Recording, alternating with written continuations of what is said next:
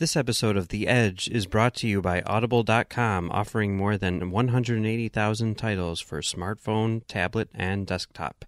To get a free audiobook of your choice and help Trek.fm at the same time, visit audibletrial.com/trekfm. And also by Enterprise in Space, an international program of the nonprofit National Space Society. Find out how you can help science and education and become a virtual crew member aboard the NSS Enterprise Orbiter by visiting enterpriseinspace.org. And if you want to join the conversation and share your thoughts on this episode, join the Babel Conference, our listeners group on Facebook. Just type BABEL into the Facebook search field. We look forward to seeing you there. You're listening to Trek FM.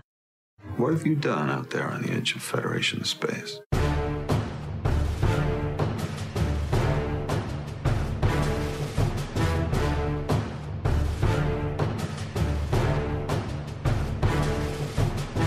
Hey, everybody, welcome to Live from the Edge.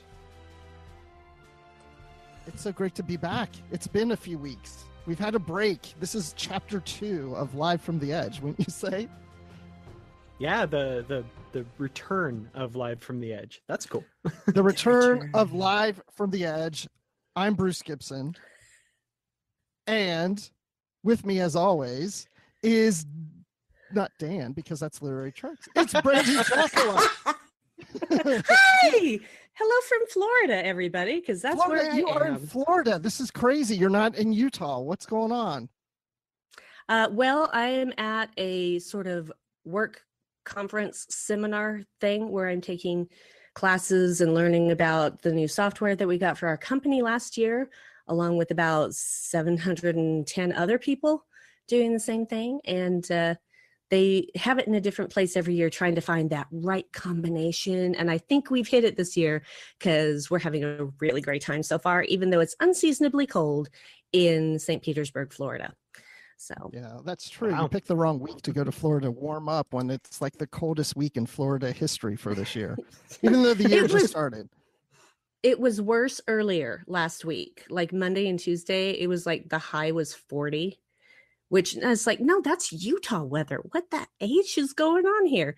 And yesterday was actually really lovely, even though it was windy. But I took a lot of pictures yesterday because it was clear and the sun was out. And then today it's cloudy. Tomorrow, thunderstorms expected. And nobody needs a weather report on Live from the Edge. So scattered showers possible, 20% chance. Sorry. 20% chance. Klingon infiltrators? Oh, anyway. I get my weather from the Weather Channel, just so you know. Yeah. I wonder why. I wonder why. So anyway, I have some connection with them in some ways. Hey, you know what, Brandi, so I do another show here on Trek FM called Literary Treks with this guy named Dan Gunther, who's with me always, every time, and he's with us today. I just trail This is behind exciting. him all the time. No, it's awesome. I'm so happy to be here. This is really exciting. I've never done a live thing before, so cool. Yeah, Only a we little can't nervous. edit you. We can't edit you now. This is fun. I know, my God. I need so much editing. It's not even funny. Well, now, You'll be have you and fine. Brandi met before, or is this the first time? Only online through text-based stuff, and then me watching Live from the Edge. So Okay, it was kind of a one-sided relationship there for a while. Gotcha. Well, you know what we're here to talk about, and it's really exciting to me because we're back to Discovery. I keep looking down because I'm like tweeting and Facebook posting and all this. But we are going to talk about the new episode 10, Despite Yourself. And I just have to ask you guys, before we get into this real deep, did you watch it? I think I'm going to let Brandi answer because she is actually bouncing in her chair about this. Of course I watched it. I mean, I wish I had had time to watch it twice. But yeah, basically I watched it at the end of my day yesterday at 11 o'clock local time at night and was trying to keep my vocal reactions to a minimum. If I had been in my own house, there would have been so much shouting and I told you so. So So Dan, were you shouting a lot too? Yeah, I watched this with a group of friends, and there were several very vocal moments among the entire group of us that I'm sure we'll get to. There was a lot of shouting at the television when we watched it. Yep. Well, Oh, yeah. I encourage everyone to join in on this whole conversation because it's really quite exciting. So there's a couple things I just want to mention real quick. So we're going to invite you to participate, and you can do that several ways. You can tweet to us at Trek FM and use the hashtag #LiveTheEdge. And that way we'll see your comments, questions, or whatever it is that you want to say. Or you can also post on our Facebook post in the Babel conference about the show. You can put something there. But one of the quickest and fastest ways and how most people do it is our chat in YouTube. So if you're watching live, that means you're in YouTube right now and can join the chat group in there, which is quite active even as we speak, especially David Jackola, who says spoon because you said tick. I told Dave, since we're apart, that he better be watching live from the edge tonight.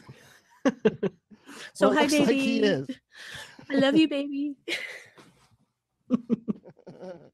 Excellent. Yeah, and I like his one response: shout, shout, let it all out. Yeah, well, if I had been home, he knows what I would have been doing. So what I would have been saying, how I would have been saying it. So, and I'm sure that he probably had much the same reactions. I know. I think we all did. I mean, when we get into this, I don't think I've ever shouted or said something out loud as often as I did in any Star Trek episode before, like I did in this one. And so, the last episode, when we ended mid-season, chapter 1 of Discovery, we saw that the USS Discovery, through the spore drive, ended up in some other universe. They didn't know exactly where they were, and we all were speculating, could it be the mirror universe or is it something else? Well, that's where we start off on this episode, where the crew is questioning, where are we? What is this place? And there's wreckage, and they determine it's from a Klingon vessel. But then a Vulcan ship comes and starts shooting at them. And right then and there, I'm thinking, I think I know exactly where we are. So just starting off there, what were your guys' thoughts about the opening of episode 10? Well, I really liked it. It had that air of confusion to it. And like you, there were certain things that I had read online that made me think, okay, we know we're going to the mirror universe at some point in the series. And I figured that's probably where we were. But it was cool that everyone was so thrown for a loop and there was this confusion. I liked the kind of atmosphere that it struck to start with.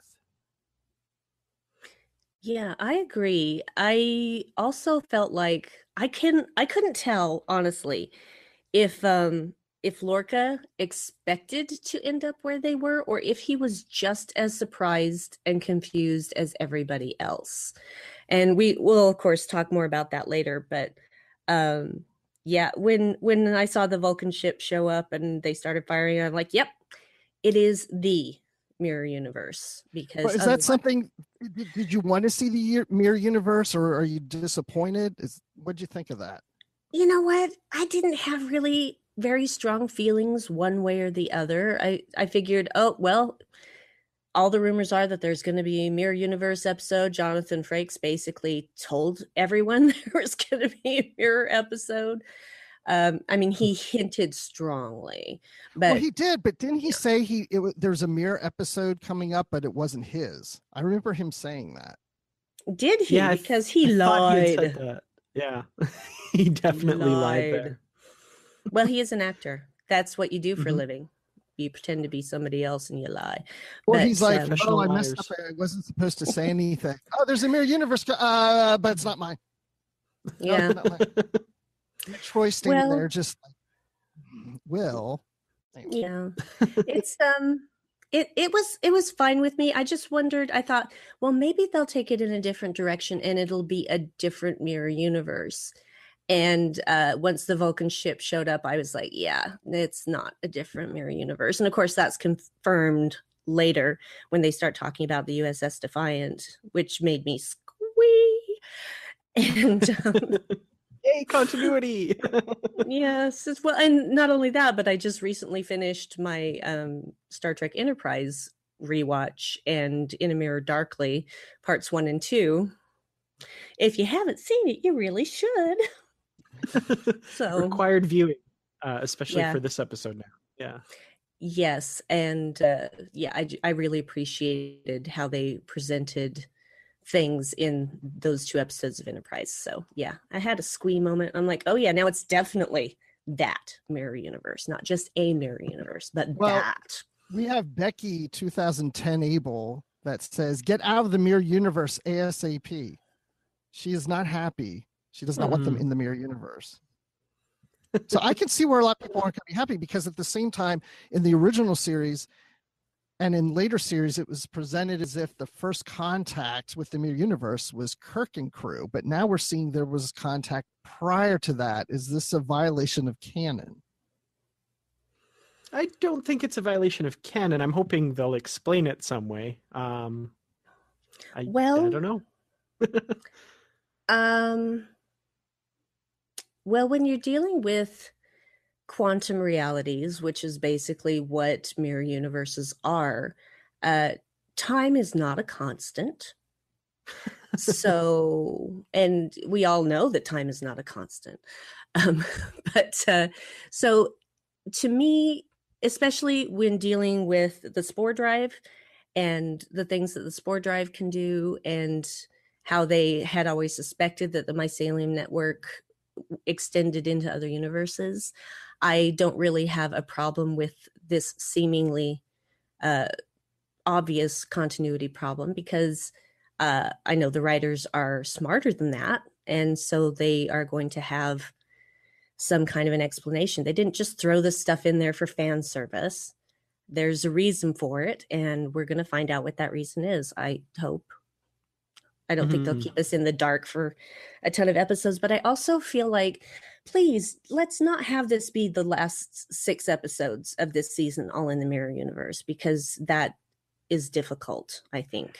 Well, my wife was just asking me that before we got on the show. She says, how long do you think they're going to stay in the mirror universe? And I said, well, these half seasons, so to speak, are playing as chapters. So I'm kind of leaning towards they might stay in the mirror universe for a full chapter, this chapter 2. So it could be all the way to the end of the season, especially with the cost involved in making all these costumes. They want to make that buck go pretty far. So I have a feeling we might be here for at least 4 or 5 episodes, if not more. Can we talk about those costumes for a minute? Because those are incredible. Yeah. Like I already want to cosplay as I mean, there's no way that I could make Captain Tilly. I mean, Killy. Oh my God. Yeah, Captain Tilly. Tilly. I enjoyed Captain Tilly very much. I expect to see more than a few of those in Vegas this year at the convention. That's my guess. That's my prediction. If I could go this year, which I can't, but if I could, I'd be rocking that Captain Tilly, because I am a curvy girl. And I was originally a redhead before I had to dye my hair black and become all dark and mysterious. But yeah, I would totally make that costume, or find someone who could make it for me if I wasn't capable myself. But yeah, it's like, oh yeah, that's my girl. I want to be that. I just have to say, like, shout out to Saru and his delivery of that line, Captain Killy. Oh, that's not very clever. Like, true, yeah.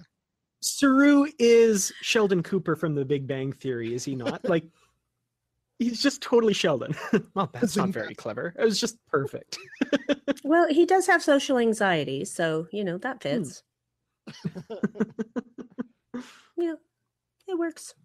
It does. Well, I mean, I just think, the costumes are great. I love that they changed their insignias, their badges to the mirror universe ones. Those are pretty cool. That they went and they got that Klingon Delta. I mean, the data core from the wreckage and were able to get all this downloaded information so they could change the ship even to the ISS Discovery. Yeah, I like Which is little. fun. That's cool. I like the, what do they call them? The bees. I like the bees out there repainting. The worker bees, yeah. Yep. Worker bees, so cute. I'm like, yep, that is the right way to do that, because when you're in enemy territory, dress like the enemy. Mm-hmm. And QMX, they're going to be selling those little badges, right? Because They better. I want one. Right? Gosh, I mean, you can even get the patch for the Mirror Universe Enterprise uniforms from Star Trek Enterprise. You can get that patch for, and I'm just like, if you can't get the badges, then why do you do merchandising at all? So I bet we'll see those in the very near future. It's like anything that is worn by these characters are going to be sold, like, the badges and any patches, if anything, and jackets, maybe even disco shirts. Oh, wait, that's already happened. I know. I'm still waiting on my disco shirt. It's on back order. It's taking forever. It's supposed to be later this I'm jealous of the disco shirt. Yeah, well, mine, one. they're great. They're so soft. I mean, this is like premium cotton here, guys. So yes, they were expensive, but this is the nicer cotton. This isn't just they went and grabbed a Gildan tee at Michael's and slapped this on it. No, this is premium. Nice. It's so comfy. I love it. Love it. And I had to wait 7 weeks for mine, so I understand, Bruce. I really do. It's okay. As long as it gets here at some point, that's all I care about. But yes. Okay, let's really get into the surprises, the things that made you scream, because there are so many things that was like, ooh, yes, or whoa, what, or no. I mean, I'm shouting at several different things, and other things I'm just like, oh yeah, that's cool. Ooh, I like that. I mean, there's a lot of things in there. I was going through an emotional roller coaster, and I usually don't drink wine when I watch Discovery, but this time I was, so I wasn't sure if it was the alcohol or not. But I don't think it was. But I was feeling really good about this. So I'm just going to throw the first thing out that, okay, Tyler, he's Voke or Vok or whatever we call him. Yep. That's who he is. There's no doubt about it. confirmed. That was totally his voice. Oh God, that scene. Yeah. Yeah. And even just like before that, just the little surprise of Saru's threat ganglia coming out when he walked on the bridge. Yes. And of course, all of us are like, ooh, what's changed here? Yeah. Yeah. So it could have been, it could have been the fact that the Vulcans were incoming and they were hostile, but Saru couldn't possibly have known that. But that's the whole thing. It's not about knowing, it's about instinct and what he's been bred for. But yeah, I said way back in the episode of Live from the Edge that we did about Lethe, I said that could possibly mean that Tyler is Voke, but doesn't remember that he's Voke because he's just too convincing as Tyler. And you can't do that like that. So he's well, it's like Duncan Barrett said on a recent episode of The Edge, he's like the Manchurian Candidate. He has been programmed, but he doesn't remember he has been programmed. But something has triggered him early, so to speak, and has started the memories coming back before they were supposed to. So are these memories of an actual Ash Tyler who may be deceased or locked away somewhere, and they took somebody else's memories and put it into Voke? That's what I assumed, because because Lorca said he looked into his background and found out he was born in Washington State and all that stuff. So presumably Dan killed on that ship at the Battle of the Binary Stars. Okay, that's good to know. Yeah, that's a good point. Yeah, it's not 100% clear, because I don't think that the Klingons have a way to have sort of implanted that information into the Starfleet / Federation database. So they probably searched for something that would match their needs and then took it and ran with it. And yeah, I really wanted to be wrong. I really did, because because I love Ash Tyler so much. But now it makes me wonder, because these two sides are now warring against each other. Which one's going to win? Mm-hmm. Yeah, because we get that kind of misfired reactivation of his actual Vox memories and stuff. This trigger phrase doesn't work quite right, and he's kind of seems to be almost flashing in and out of Vok, I guess. Am I well right yeah about that?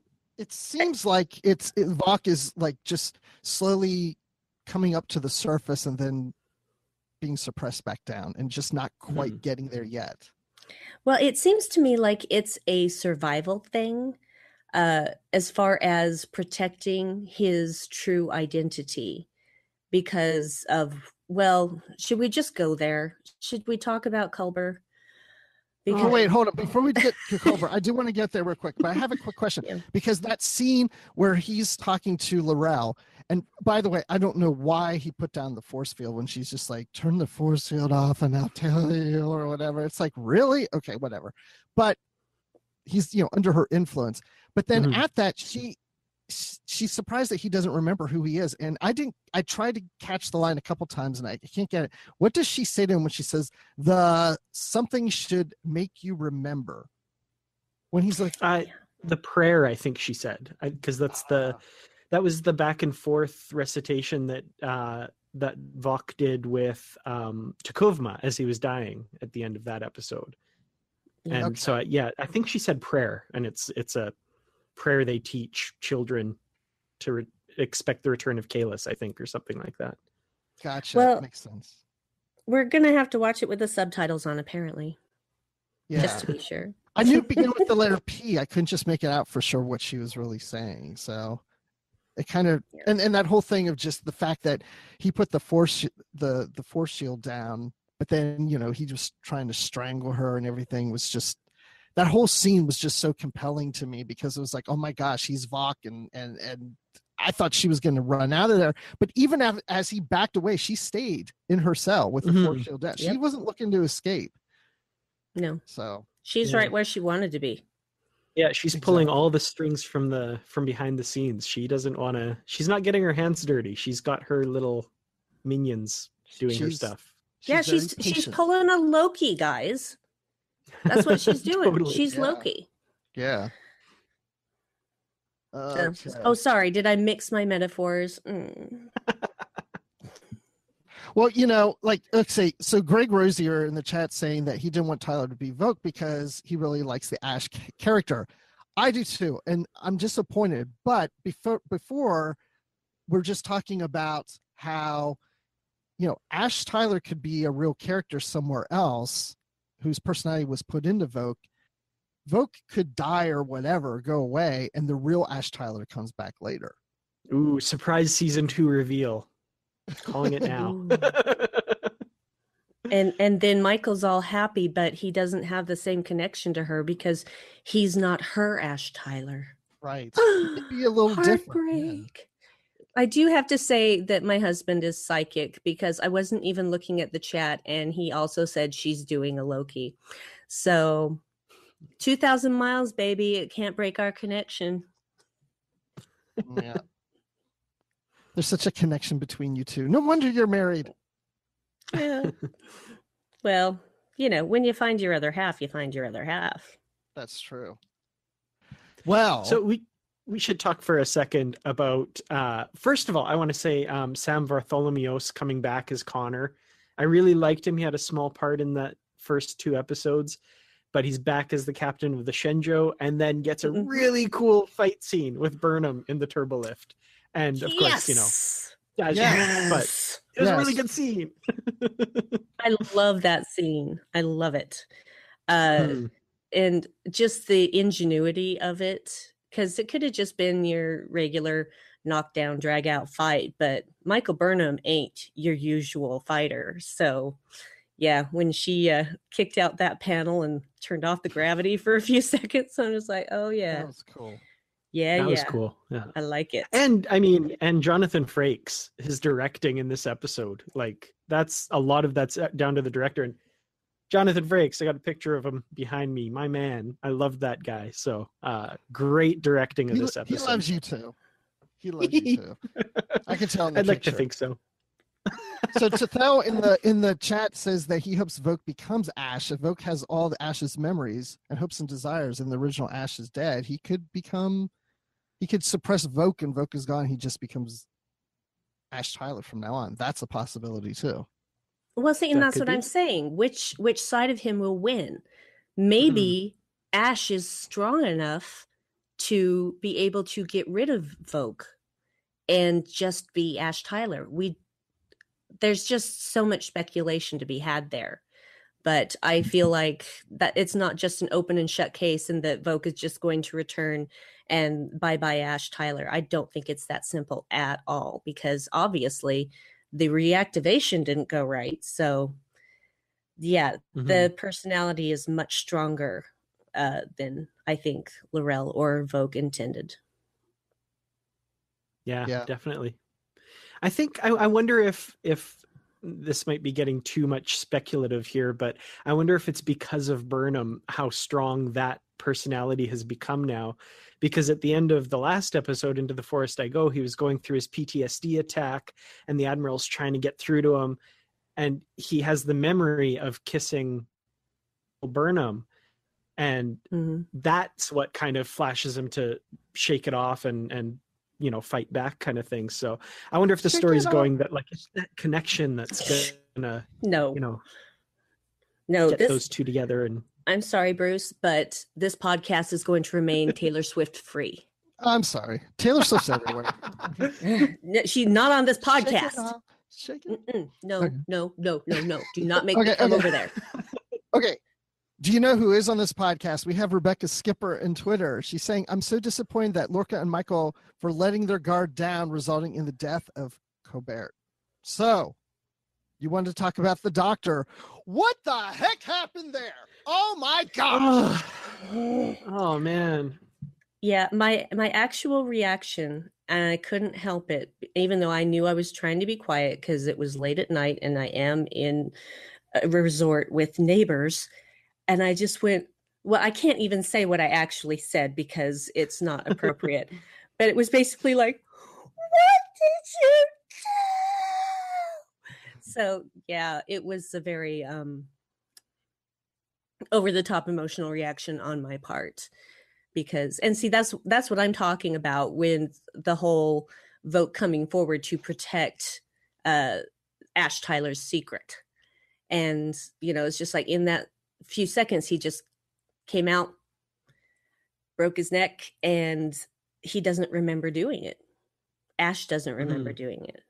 But it just, yeah, I also did basically a Luke Skywalker no. So yeah, it broke my heart into a million pieces. Even though I kind of felt like it was coming, I didn't want it to be true. Oh, yeah, it's one of those scenes that has that kind of building feeling of inevitability, but you don't want it to happen. And then when it did, we had a room full of people, all hands to the mouths and gasps. And yeah, that was brutal. Oh, I cried. I cried. Yeah, he's such a great character. I love Culber. Oh, yeah. No, and while I was watching the episode before that scene, we were seeing a lot of him, and I was like, well, yeah, I really like this character, and I'm glad we're seeing a lot more of him in this episode. And when that happened, I was just like, whoa, no. I just remember saying, no. And then I've rewatched the episode, and it's worse the second time because it's coming, and I'm like, I start breaking up, just like, oh my gosh, it's coming. No. Don't do it. But yeah. Okay, spoiler alert. I don't know. I haven't watched After Trek, but I read that they mention Colbert is coming back. Yeah, I've heard him say that this isn't the last of me or something like that. I can't remember what he said, but it was something like that. Well, they confirmed he'll be back, but not the mirror version of him either. Yeah, because there's a whole thing that like this is a love story and this isn't the end or something like that, which I don't know. I kind of want to hold off comment for myself on, because I don't know what that could possibly mean. I almost wonder if Stamets is like, if I could turn back time.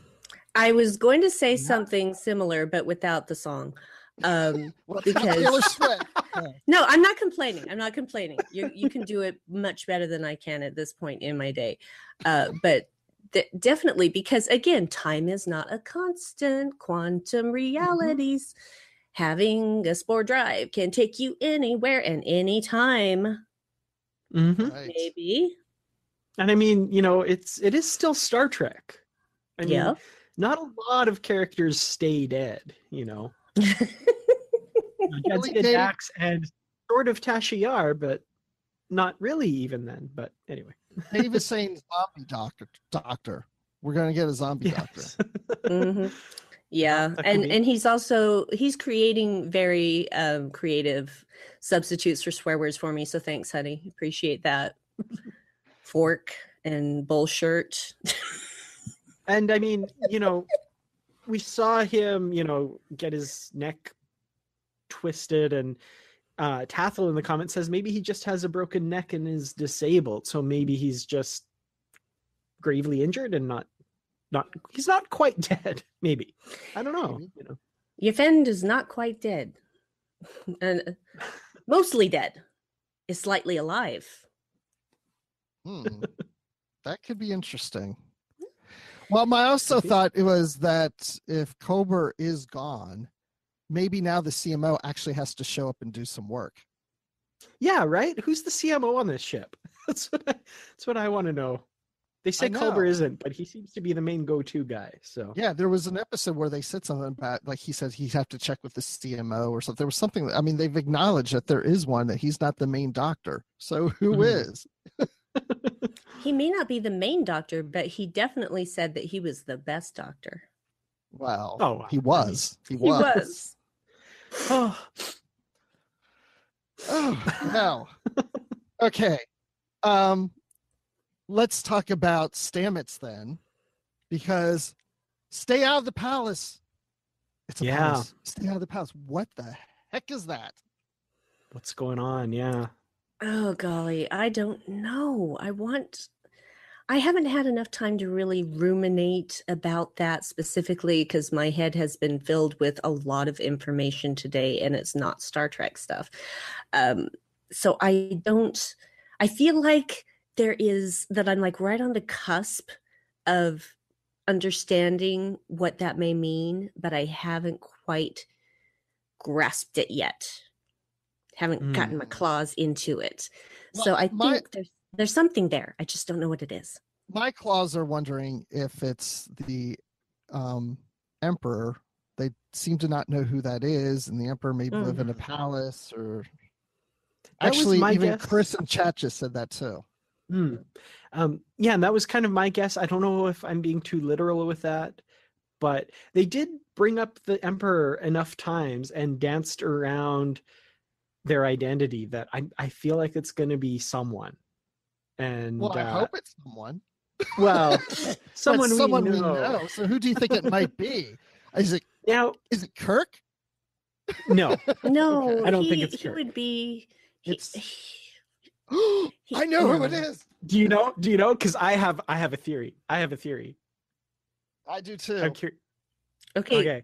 Come on, do it. They were very careful not to establish any kind of gender pronoun. They kept saying, right when you would expect they said he, they said the Emperor again.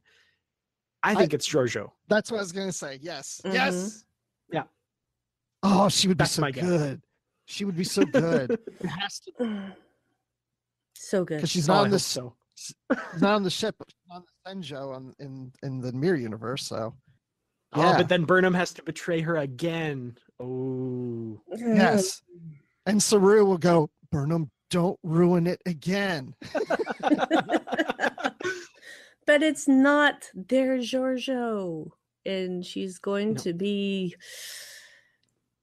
ruthless, because you have to be to make it to Emperor, because you usually have to kill your successor in order to do it. Anyway. She's a crouching tiger, hidden dragon. coming up. Yeah. Ooh. Oh, she can totally pull it off. Michelle Yeoh can do anything. This I know, but I think, why else would they be so careful about not using a male or female pronoun? Mm-hmm. And that was my thought too, especially watching it Yeah. the second time. I was like, oh yeah, definitely. Yes. That's my prediction anyway. Yeah, and of course Dave says that this is the leading fan theory that he's read. So Oh, good, because I haven't read any fan theories yet. I haven't had time Not to for this read episode. anything. Yeah. So I've tried to kind of steer clear, but a few things have been popping up on my feed.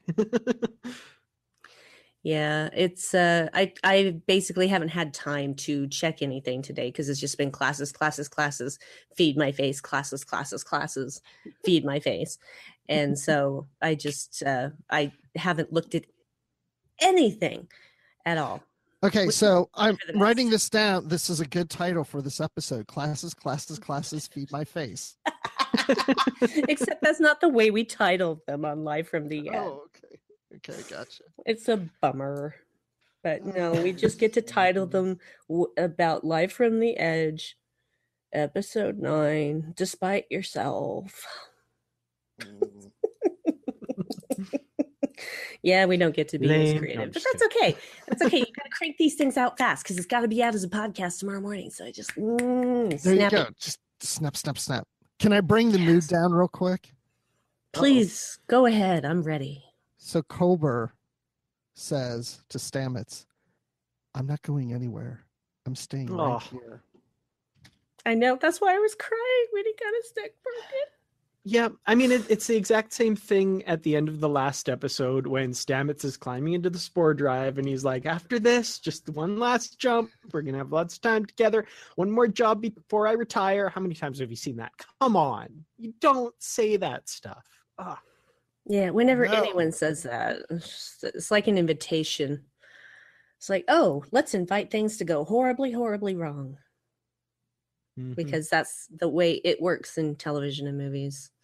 It's like just once, I would like somebody to say something like that and then have it all work out and they go off and do that thing they said they're going to do when this is over. Just once. Just once I want that. Yeah. Is that so much to ask? I don't think so. So I know we talked about her a little bit already, but Captain Tilly. Tilly in this episode, I already love this character. When they first get her on the line and she's like, what the heck, hell, hold your horses. Hell. we were killing ourselves laughing. And like, we had to back it up and rewatch the next 5 minutes because we were laughing so hard. It was so perfect. Yes. And just small interjection. How fun was it to hear Jason Isaacs doing a Scottish accent? Oh man, that was brilliant. Loved it. But not to take any focus from Tilly because Tilly, I love Tilly. So even more now. I thought I couldn't love her more and she just keeps reeling me in even closer. Yeah, that was the funny moment when she was sitting in the captain's chair and doing that, what you were just saying.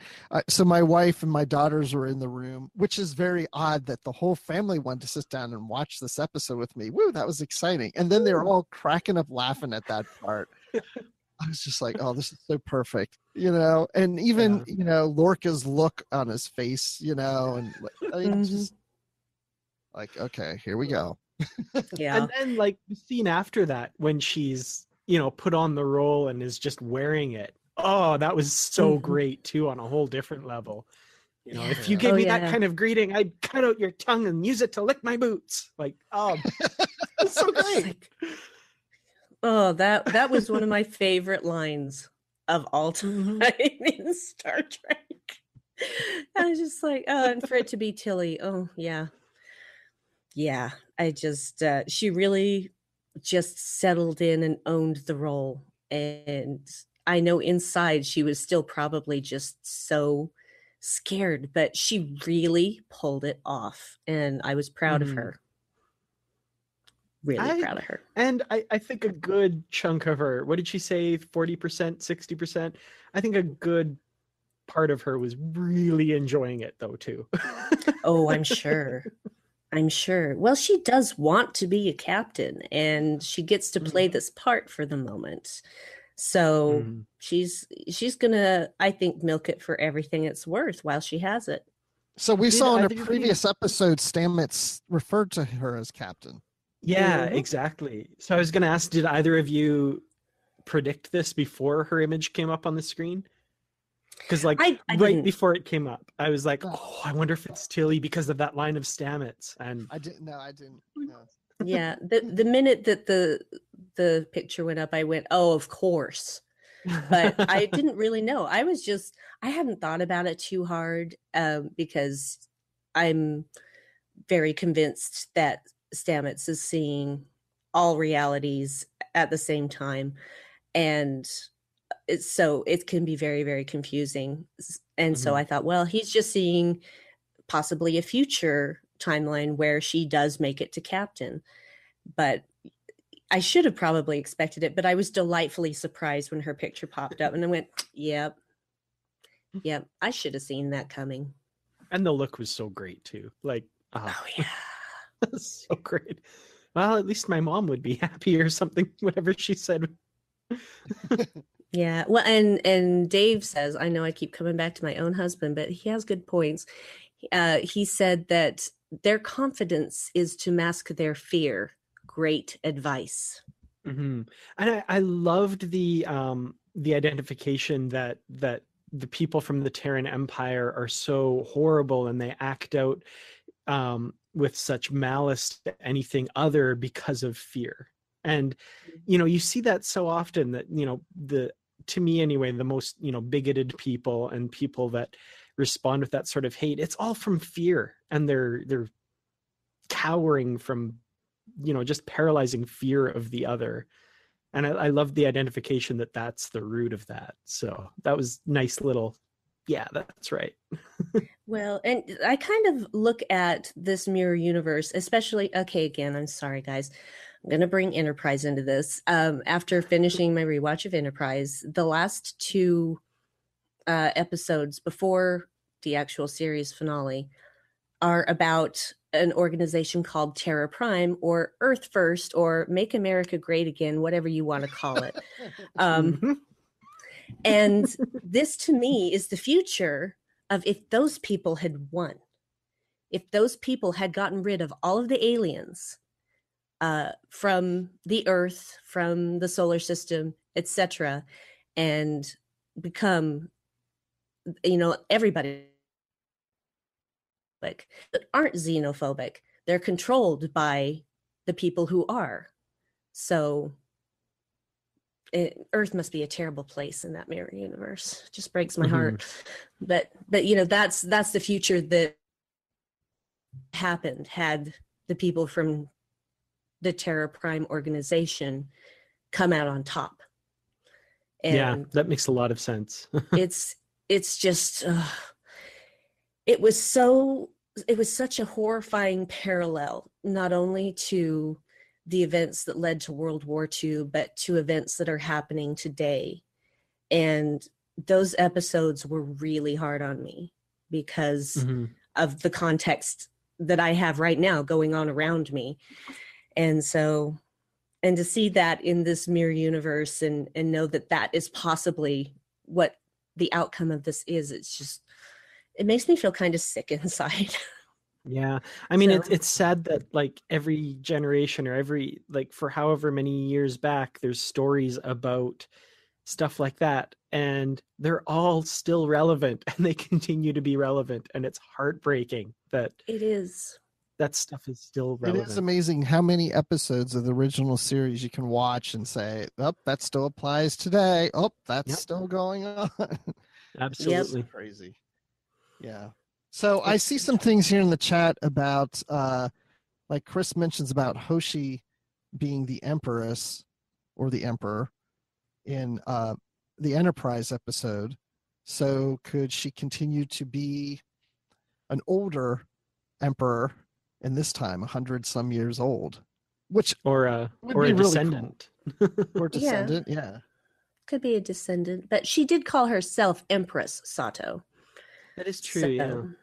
Yeah. Could Georgia be a descendant of her? It's possible, I suppose. Maybe. Strokey beard.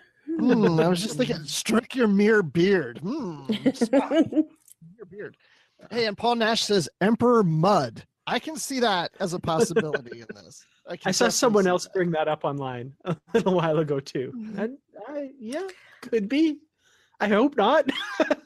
I don't think Mud would be emperor because, well, if it's a mirror universe Mud, I guess it's possible. But the Mud that we know, whether it's original series or Discovery, that's way too much work.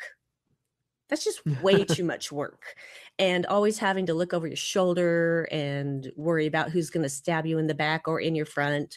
You know, he wouldn't enjoy that at all. It wouldn't be worth it to him. No, and I hope it's not Mud though. I don't want that. No. It's an interesting thought though. It's interesting, but I don't want to see it. And now that I've said that, watch. I just want Michelle Yeoh back. I mean, honestly, my theory is entirely self-serving because I want to see her back on the screen. I would love to see that too. I'll be disappointed now if it's not, but whatever, we'll see. So, well, and the whole Emperor Hoshi Soto, the tie to the Enterprise. What's really great about this episode by showing the USS Defiant is this is a tie-in to an Enterprise episode, which is a tie-in to a TOS episode. And I didn't see that coming. And I remember when the Enterprise episode premiered in the Mirror Darkly, I remember thinking how that ended. I was like, well, wait, I want to know what happens next. And I thought, okay, Enterprise is ending. We don't know what's going to happen with Hoshi. And I thought, well, I guess they could start another Star Trek series and address it, but they probably won't. And now I'm thinking, maybe we will. So what was your thoughts seeing Defiant? I mean, that pleased me a lot. Oh, I squeed. I really squeed. That was my first really big expletive that I went, oh crap, I'm not in my own house. So yeah, it's I was very, very pleased with that because it was only about 2 weeks ago that I watched In a Mirror Darkly parts 1 and 2. And by the way, their rendering of a 1960s era ship was spot on. It was amazingly accurate. Oh, in a Mirror Darkly, you mean? Oh yeah. Oh, yeah. It was brilliant. Absolutely brilliant. Loved it. I loved it because, it looked exactly the same, but they made it feel way more advanced than the technology they had there, which was, I'm not sure how they pulled it off, but they did. And it was, I don't know, but it was amazing. It was perfect. They couldn't have done any better. In Discovery? Do you think we'll get to see the bridge of the Defiant? Ooh. I don't know. See, now I was thrilled when they brought that in. They're like, oh, the Defiant, and they showed the little wireframe, and I was absolutely thrilled. But I also knew there would be a contingent of fans out there that because that wireframe isn't exactly like the original series 60s Constitution class, that there would be people complaining about it. And I mean, let's have some upgrades. Yeah, like right? To me, and I mean, I don't know if this is what they're going with or not, but to me, that chip's been in the Mirror Universe for a century now. They've probably refitted it and upgraded it by then. So maybe that's just what it looks like now. So yeah, it's just you're making assumptions about which we know very little so far about what's happened in the 100 years since the ship ended up in the Tholians' possession in our universe. And gosh, the Tholians sure got better at making those webs, didn't they? But anyway, I don't know if you guys remember the Tholian web, but really, you guys are just going to sit there while these little ships just slowly making webs. Mm-hmm. And then we later see them.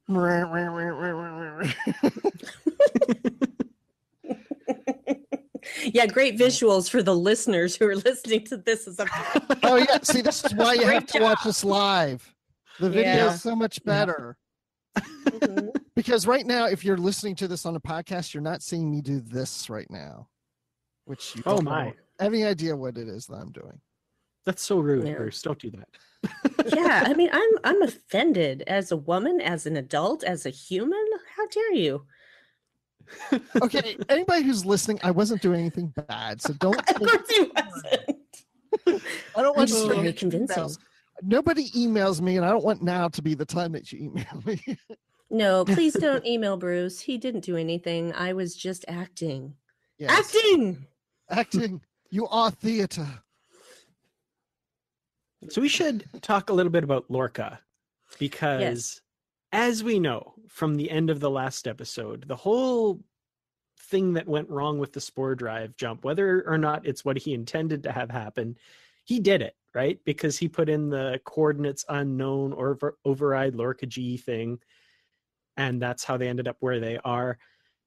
What do you think is going on with this guy? Like, what was his intent? And now there's a theory out there that I've seen that the Lorca we know is actually from the mirror universe, and this is a whole convoluted plan to get back, and he replaced the one from our universe with the destruction of the Buran, which the Buran comes up a couple times in this episode too. And it almost seems like he's looking to save his crew, because he asks, oh, what about the Buran in this universe? And, oh, it was destroyed when blah, blah, blah. And he kind of goes, oh, okay. So, like, what's going on? Is he trying to atone for his destruction of the Buran crew? Or, I don't know. Like, any thoughts on this guy? I had a theory about him being from the mirror universe, earlier in the season. Yes. And I was really watching him in this episode, and I just didn't get the sense that he's playing us. Like, I would think that Jason Isaacs would have portrayed it with a little hints, like they've been doing with Tyler and Vogue, where it's like, yep, little hints there that he's probably Vogue. I would think that there'd be a little more hints in his reactions to things, as if like, oh, he seemed to be a little too confident about this, or he seemed to know a little bit too much about this than he should have, or something like it. And I didn't pick that up. And then and I have to think about this for a while, which I haven't done, but if he was from the mirror universe and killed Burnham, why would he go to the Prime universe and find Burnham and bring them to his universe? Like, I'm not really sure what his motivation and his plan would be behind that. I'd have to think about that for a while. So right now I'm leaning towards no. Yeah, and I feel the same way, because I feel that people can be really great at deception, but I don't know if he's good enough to make everybody believe that he is just as surprised as they are to find themselves in another universe. And he didn't seem in any way happy about it. Seem being the key word there.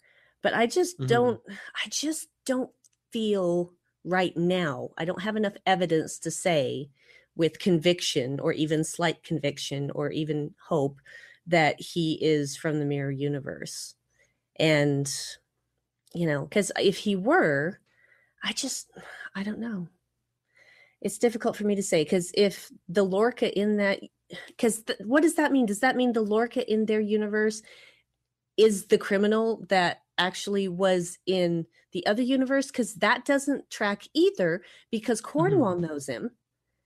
And so unless he's been in the in our universe for decades, that information, oh, my brain hurts. No, and I also think that he didn't purposely try to go to the mirror universe. No, I don't trying to just go somewhere else, knowing that Stamets has one more jump and he doesn't want to lose Discovery, because they're going to take the ship away from him. And he's just like, okay, I'm just going to just randomly jump us somewhere and be stranded or what, and so I can keep the ship, and didn't expect maybe to go into another universe. I don't know. No, I don't think that he meant to go to another universe. It's possible because he was having that conversation with Stamets about how he had tracked all of his jumps, and he had that on that, big holographic map, and he was talking about all of these pockets of, they didn't know what they were, and he wanted to know what they were. Maybe as a way to remain useful and not have the ship taken away, or to escape and not have a ship taken away. I think all of it tracks back to him remaining in control of the ship. So I think to me, the biggest hints were, and this is like, it might just be red herrings, might mean reading way more into it or not, but the episode Lethe, when he gets back together with Cornwell, and she says some things to him like, "You're not the man I used to know," and blah, blah, blah. And then the scars on his back that she didn't know what they were from, the triangle scar and stuff, she seemed really confused about. And I think the theory is basically that when he's presumed killed in the mirror universe with the destruction of the Buran, and that's when he switched places with the one in our universe, when the Buran was destroyed in our universe as well. And since that moment, he's been the mirror Lorca. Right. I don't personally think it's the case either, but there's some interesting hints that could be interpreted that way. I agree to a point, but there's also nothing in his behavior that can't also be explained by PTSD. Exactly, right. Yeah. And besides that, Cornwell hasn't slept with him for what seems like quite some time. So it's very likely that he's got scars that she knows nothing about. So, all of that can be explained one way or the other. So it doesn't really confirm anything. No, for sure. Absolutely not. Yeah. Just reporting just a theory. That's why it's a theory. There's lots of theories. Like we so many theories. We clear up things on theories, and then we just create more theories. It just keeps going. We keep discovering more theories.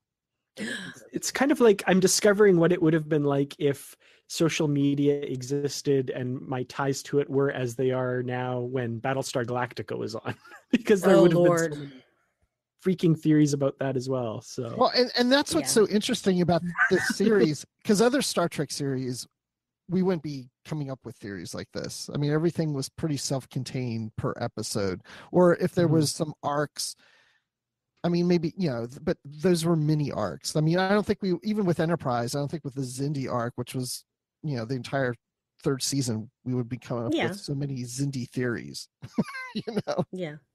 But hey, that's really interesting. So we only have a few minutes left. Is there anything that we haven't touched on that you want to talk about? Not for me. I think I've already said everything I need to say today.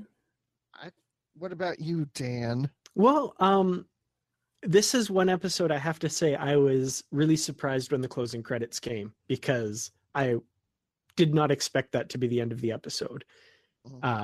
We see, I guess the closing shot is Lorca in the agony booth. And how haunting is that? The screams in that room. And who put him in there? That's what I want to know. Yeah. Yeah, and guess who created the agony booth? That was Dr. Phlox and Malcolm Reed, I believe. I thought it was. Yes, it was. Oh, I thought it was Orville Redenbacher. What? Well, I figured you made something that, tried to pop popcorn, and then it, was reconfigured into an agony booth.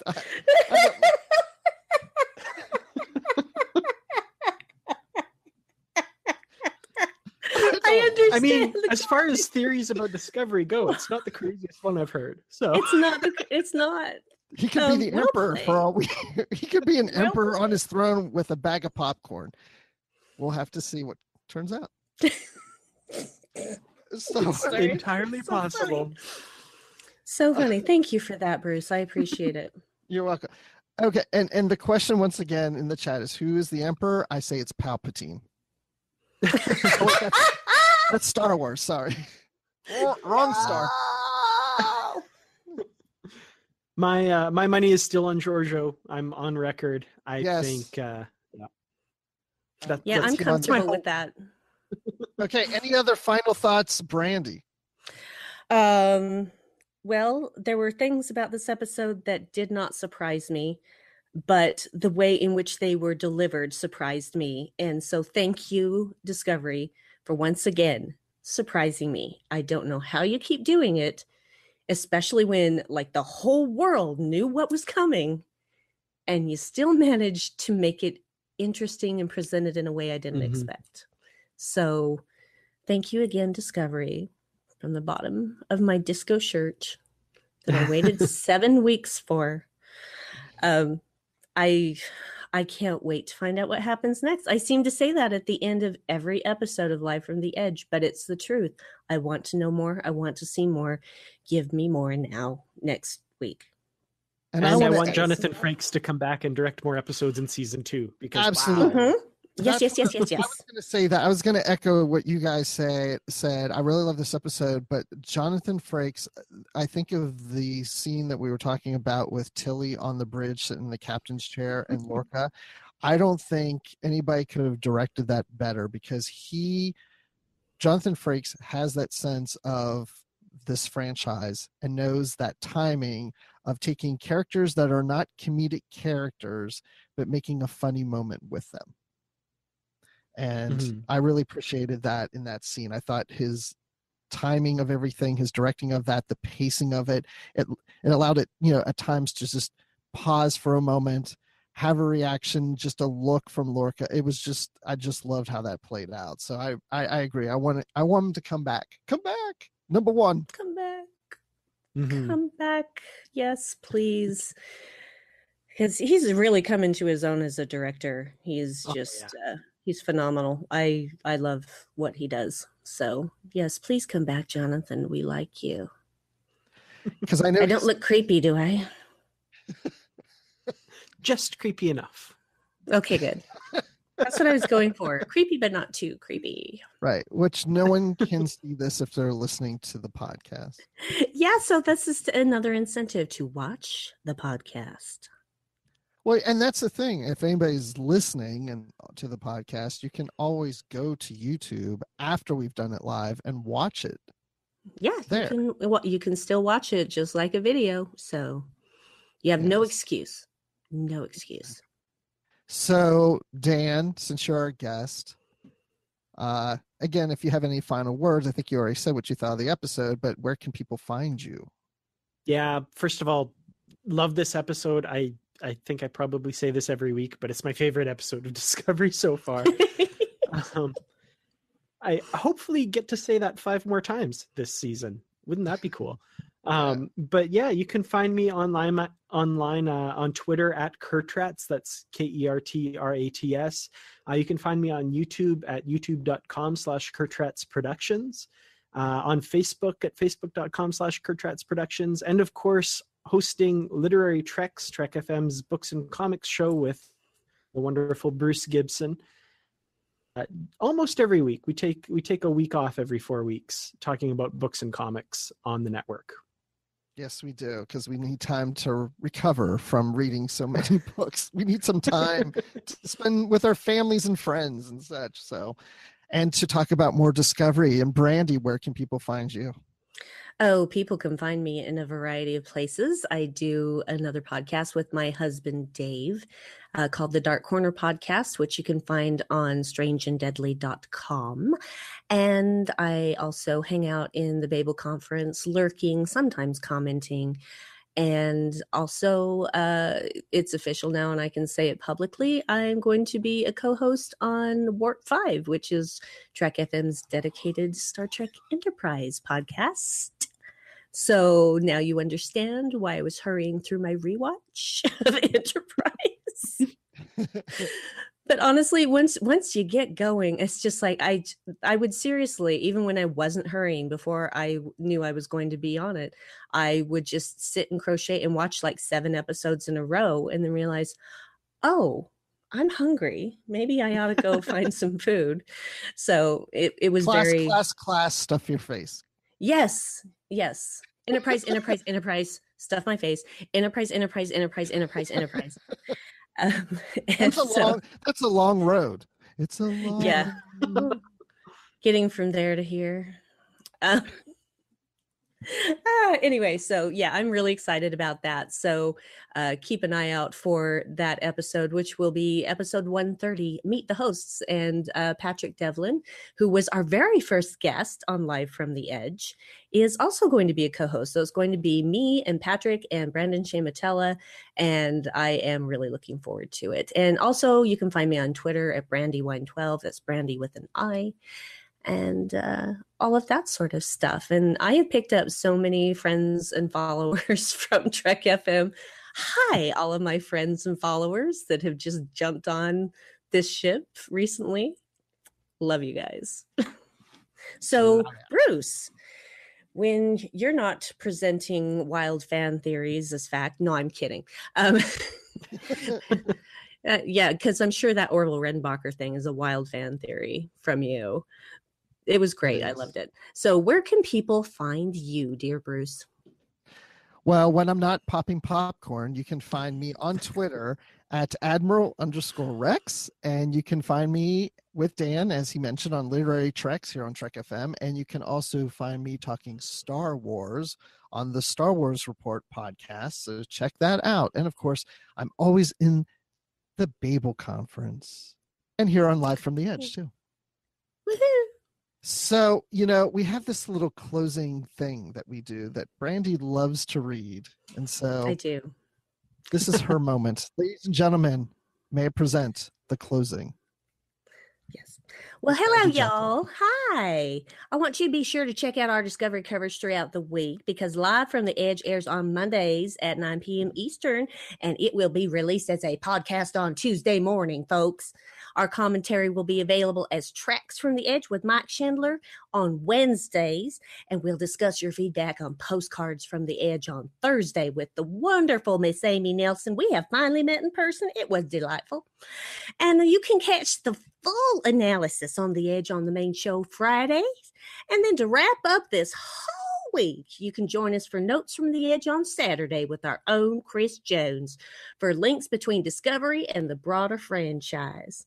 Now, we would love to hear your thoughts on Discovery, and the best place to do that is the Babel Conference, the aforementioned Babel Conference, which is our listeners group on Facebook, and that's where Amy collects all your feedback for Postcards from the Edge. And you can find us on Twitter at Trek FM, or send us an email. I know you can send a whole email. Use the contact form on our website at trek.fm/contact. Choose to send to a show and choose the Edge. And now we'd like to thank our associate producers, Norman C. Lau, Tony Robinson, Thomas Palayo, Lisa Slack, Shoab Mirza, and Richard Rutledge. And if you would like to become an associate producer and help keep us all going, I suddenly dropped my accent because it started to hurt. No, let's go back into it. If you'd like to keep all of our shows going and even become that associate producer, you visit patreon.com/TrekFM for all the details, y'all.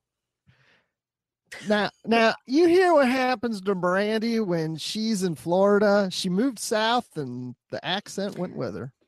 Well, you know what? I am surrounded by people from the South down here in this conference. There are people from Tennessee and Arkansas and Virginia and all over the place down here.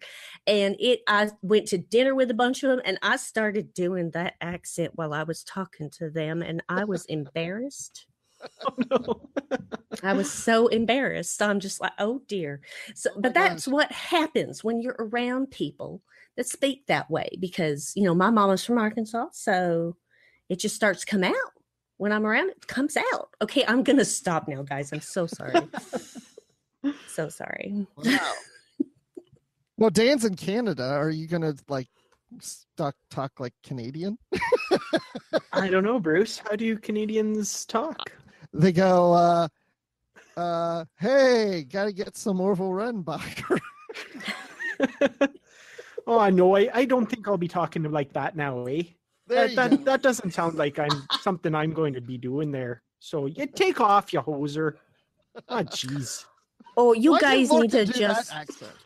No, oh, that would have been great to hear Lorca do that. Mine is sort of more of a Minnesota because I don't really do Canada, but I can do Minnesota, St. Paul area sort of thing. Yeah, it's all good. I just need to rewatch Fargo to kind of. I know. That's one of my favorite lines is Prowler needs to jump. I don't know what that cracks me up. It just does. It's like, you see something under there? No, just think I'm gonna throw up.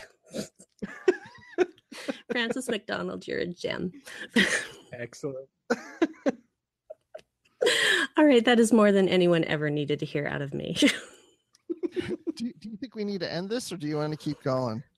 No, we should end this. I'm starting to get bedraggled, to say the least.